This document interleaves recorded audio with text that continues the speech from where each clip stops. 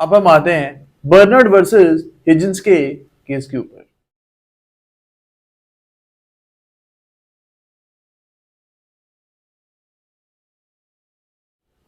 अब इस केस में बोला गया था that in the law of torts minors are liable. आपको यहाँ पे याद रखना है कि जो टॉर्ट्स का लॉ है यहाँ पे माइनर्स लायबल होंगे।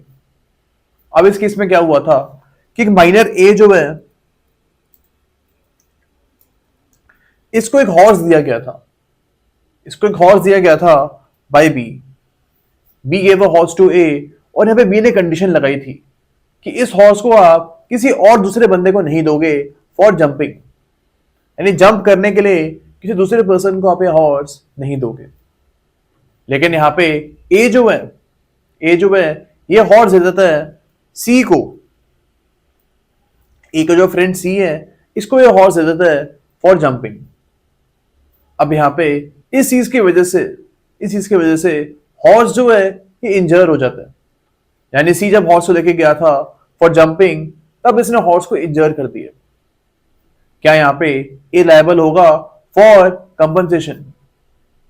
यहाँ पे in this case A will be liable for compensation because law of tort का केस है, ये नेग्लिजेंस का केस है and negligence is a part of law of tort and that is why in this particular case A will be liable to be in law of tort.